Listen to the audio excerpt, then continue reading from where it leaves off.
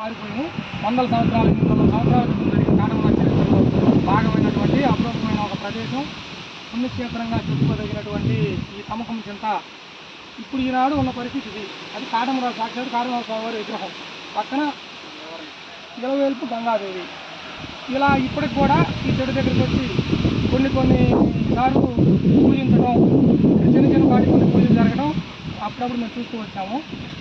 అదేవిధంగా ఈ పాలేటి గంగమ్మ తల్లి తిరునాళ జరిగినాక ఈ చెట్టు కాడికి వచ్చి ఇక్కడ ఈ పాలేటి గంగమ్మ గుడికి సంబంధించిన పూజారులు ఇక్కడ వచ్చి కొన్ని కైంకర్యాలు చేసి వెళ్తారని కూడా మాకు చెప్పడం జరిగింది. ఇప్పుడు కాటమరాజు సంస్కృతి పరిరక్షణ సేవా సమితి ఈ కాటమరాజు చరిత్రను వెలికి తీయడానికి ఎంతో కృషి చేస్తున్నాము. మేము మా వంతు సాయంగా మాకు తెలిసిన ఆధారాలతోటి మా దగ్గర ఉన్న చారిత్రక ఆధారాలు మేము ముందు చెప్పిన వీడియోలో చెప్పిన విధంగా తంగిరాల వారు కనకమణి మోహన్ రావు గారి చారిత్రక పుస్తకాల ఆధారంగా ఇక్కడ ఉన్న శాసనాలు ఇలాంటి ఆ చారిత్రక ప్రదేశాల గురించి వీడియో చేస్తూ జనంలోకి తీసుకెళ్లాలని, మన చరిత్ర, మన సంస్కృతి, మన మూలాలు భావితరాల వరకు అర్థం కావాలని మా వంతు కృషి చేస్తున్నాం. జై కాటమరాజు, జై గంగా భవాని.